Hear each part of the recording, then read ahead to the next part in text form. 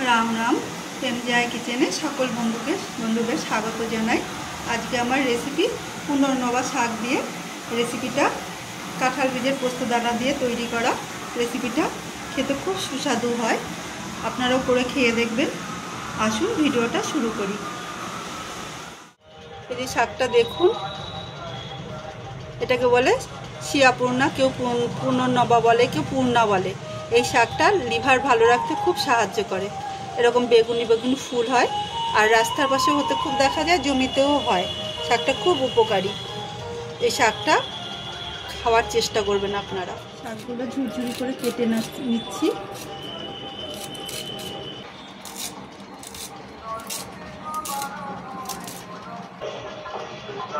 দিয়ে দিচ্ছি সরষের তেল, দিয়ে দিচ্ছি কালো জিরে ফোড়ন, সঙ্গে দিয়ে দিচ্ছি রসুন কুচি।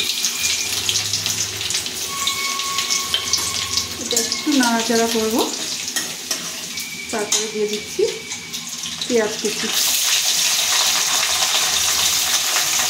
পেঁয়াজ কুচিটা নরম হওয়া অবধি ভেজে নেব। পেঁয়াজ একটু নরম হওয়ার পর আমি দিয়ে দিচ্ছি কাঁঠাল বীজের পোস্ত। এটা আমি পেঁয়াজের সঙ্গে আর দুটো কাঁচা লঙ্কা দিয়ে ভালো করে ভেজে নেব। কাঁঠাল বীজের পোস্ত 5-7 মিনিট কষানোর পর এবার আমি দিয়ে দিচ্ছি শাক। এটা পুনর্নবা শাক। ভালো করে মিশিয়ে নিচ্ছি।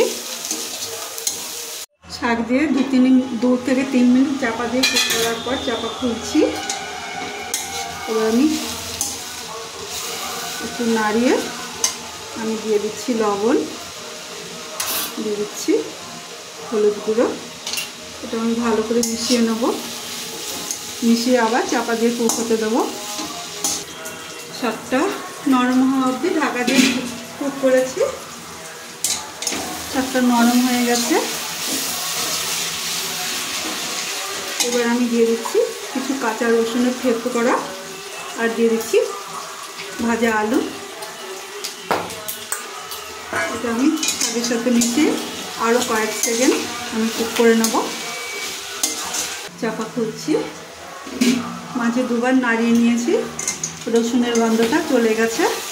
এবার আমি নামিয়ে সার্ভ করব। আমার রেসিপিটা রেডি হয়ে গেছে। আপনারা এইভাবে কাঁঠালের বীজ দিয়ে পোস্ত বানিয়ে শাক খেয়ে দেখবেন, খুব ভালো লাগে। রেসিপিটা ভালো লাগলে লাইক, কমেন্ট আর নতুন বন্ধুদের সাবস্ক্রাইব করে পাশে থাকার অনুরোধ রইল। সবাই সুস্থ থাকুন, ভালো থাকুন। আবার আসবো নতুন একটা ভিডিও নিয়ে।